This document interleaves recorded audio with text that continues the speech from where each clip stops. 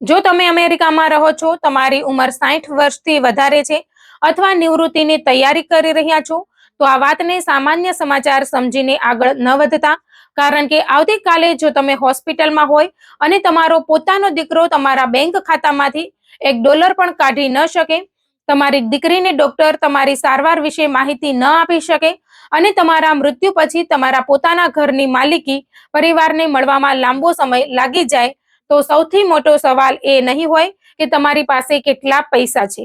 સવાલ એ હશે કે તમે આ 5 દસ્તાવેજો તૈયાર કર્યા છે કે નહીં.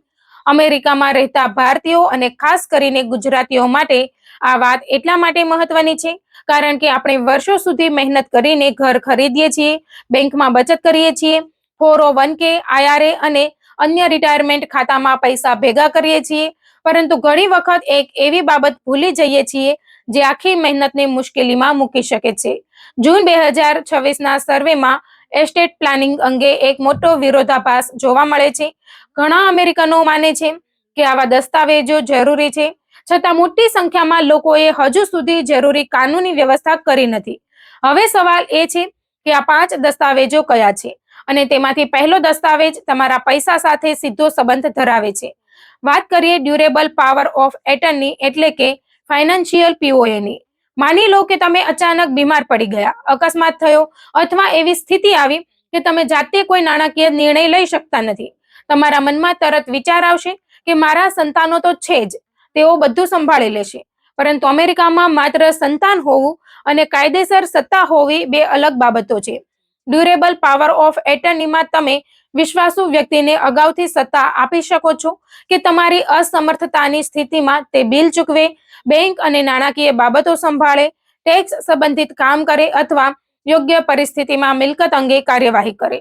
અહીં એક નાનો પરંતુ ખૂબ મહત્વનો શબ્દ છે, ડ્યુરેબલ, કારણ કે સામાન્ય POA અને ડ્યુરેબલ POAના કાયદાકીય પરિણામો અલગ હોઈ શકે છે.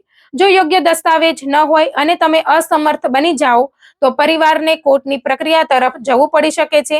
એટલે જે કામ અગાઉથી આયોજન કરીને સરળ બની શકે છે, તે પછી પરિવાર માટે કાનૂની પ્રક્રિયા અને ખર્ચનું કારણ બની શકે છે. પરંતુ પૈસાની સત્તા પછી આવે છે બીજો દસ્તાવેજ, અને આ દસ્તાવેજ તો સીધો તમારા જીવન અને સારવાર સાથે જોડાયેલો છે. તેનું નામ છે એડવાન્સ્ડ હેલ્થકેર ડિરેક્ટિવ. હવે કલ્પના કરો કે હોસ્પિટલમાં તમે એવી સ્થિતિમાં છો જ્યાં તમે ડોક્ટરને પોતે કંઈ કહી શકતા નથી. ડોક્ટર સામે એક ગંભીર નિર્ણય છે અને પરિવારના સભ્યો અલગ અલગ અભિપ્રાય આપી રહ્યા છે.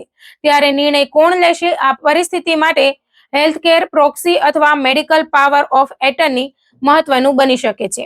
તેમાં તમે પહેલેથી નક્કી કરી શકો છો કે જો તમે પોતે તબીબી નિર્ણય ન લઈ શકો, તો તમારા તરફથી કોણ નિર્ણય લેશે. તેની સાથે લિવિંગ વિલમાં તમારી સારવાર અંગેની ઈચ્છાઓ લખી શકાય છે. ગંભીર સ્થિતિમાં તમે કઈ સારવાર ઈચ્છો છો, CPR અથવા જીવન રક્ષક સારવાર અંગે તમારી ઈચ્છા શું છે અને અંતિમ તબક્કામાં તમારી પસંદગી શું છે. આ બાબતો પહેલેથી સ્પષ્ટ કરી શકાય છે. અમેરિકામાં રહેતા ભારતીય પરિવારો માટે આ વધુ મહત્વનું બની શકે છે, કારણ કે ઘણી વખત માતા પિતા એક રાજ્યમાં હોય છે અને સંતાનો બીજા રાજ્યમાં. કટોકટીના સમયે કોણ નિર્ણય લેશે એ પ્રશ્ન આખા પરિવાર માટે મુશ્કેલી બની શકે છે. અને હવે ત્રીજો દસ્તાવેજ જેમાં લોકો સૌથી મોટી ભૂલ કરે છે એ છે વિલ. ઘણા લોકો કહે છે કે મારી વિલ બની ગઈ છે એટલે હવે બધું સુરક્ષિત છે, પરંતુ અહીં જ મોટું ગેરસમજ છે. વિલ મહત્વપૂર્ણ છે, પરંતુ દરેક નાણાકીય ખાતા પર તેનો સીધો અમલ થાય એવું જરૂરી નથી. ખાસ કરીને રિટાયરમેન્ટ એકાઉન્ટ્સ, લાઈફ ઇન્સ્યોરન્સ અને અન્ય ખાતાઓમાં બેનિફિશિયરી ડેઝિગ્નેશન અલગથી મહત્વ ધરાવે છે. એટલે આજે જ તમારા 401k, IRA, લાઈફ ઇન્સ્યોરન્સ અને સંબંધિત બેંક અથવા રોકાણ ખાતાઓમાં બેનિફિશિયરી તરીકે કોનું નામ છે તે તપાસો. વર્ષો પહેલા કોઈનું નામ લખાવ્યું હોય, ત્યારથી લગ્ન, છૂટાછેડા, પરિવારની પરિસ્થિતિ અથવા બેનિફિશિયરીની સ્થિતિ બદલાઈ ગઈ હોય, તો જૂની માહિતી મુશ્કેલી ઊભી કરી શકે છે. એટલે વિલ બનાવવી એક બાબત છે અને બેનિફિશિયરી ડેઝિગ્નેશન અપડેટ રાખવી બીજી બાબત છે. અને હવે ધ્યાનથી સાંભળજો, કારણ કે ચોથો દસ્તાવેજ ખાસ કરીને એવા ગુજરાતી પરિવારો માટે મહત્વનો છે જેમની પાસે અમેરિકામાં પોતાનું ઘર છે. વાત છે ટ્રાન્સફર ઓન ડેથ ડીડ અથવા લિવિંગ ટ્રસ્ટની. ઘણા પરિવારો માટે ઘર સૌથી મોટી સંપત્તિ હોય છે, પરંતુ મૃત્યુ પછી આ ઘર કોને અને કેવી રીતે મળશે તે માત્ર મારા બાળકોને આપી જવાનું છે એટલું કહી દેવાથી નક્કી થતું નથી.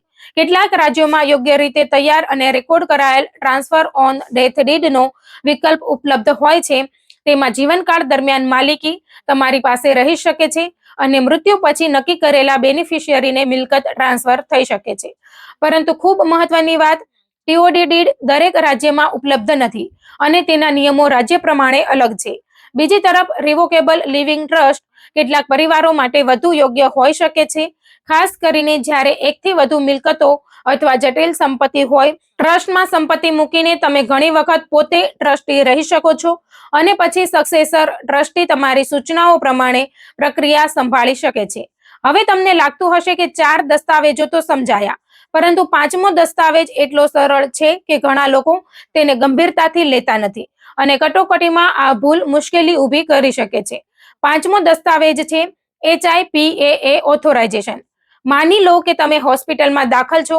તમારો દીકરો ડોક્ટરને પૂછે છે, મારા પિતાની હાલત કેવી છે, કઈ સારવાર ચાલી રહી છે, પરંતુ હોસ્પિટલ તમારી તબીબી માહિતી કોને આપી શકાય તે અંગે HIPAA પ્રાઇવસી રૂલ્સનું પાલન કરે છે. યોગ્ય HIPAA ઓથોરાઇઝેશન હોય તો તમે અગાઉથી ચોક્કસ વ્યક્તિઓને તમારી તબીબી માહિતી મેળવવાની પરવાનગી આપી શકો છો. એટલે તમારા સંતાનો અથવા વિશ્વાસુ પરિવારજનો માટે કટોકટીમાં ડોક્ટર સાથે વાતચીત કરવી સરળ બની શકે છે. ઘણી વખત આ પ્રકારનું ફોર્મ હોસ્પિટલ અથવા ડોક્ટરની ઓફિસ મારફતે ઉપલબ્ધ હોય છે.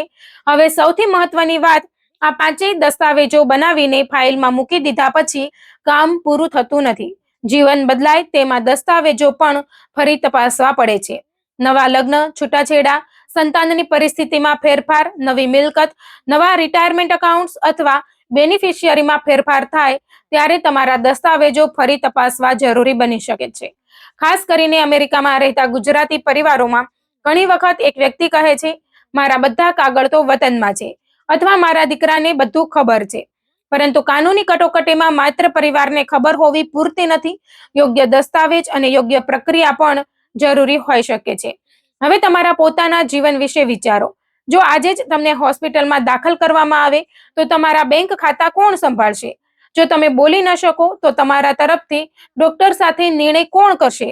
તમારા 401k અથવા લાઈફ ઇન્સ્યોરન્સમાં બેનિફિશિયરી તરીકે કોનું નામ છે? તમારા ઘરના મૃત્યુ પછીના ટ્રાન્સફર માટે તમારા રાજ્યમાં કઈ વ્યવસ્થા છે? અને તમારી તબીબી માહિતી તમારા સંતાનોને મળી શકે તે માટે યોગ્ય ઓથોરાઇઝેશન છે? જો આ 5 પ્રશ્નોમાંથી એકનો પણ જવાબ તમને ખબર નથી તો આજનો વિડીયો તમારા માટે માત્ર માહિતી નથી, આ એક ચેકલિસ્ટ છે.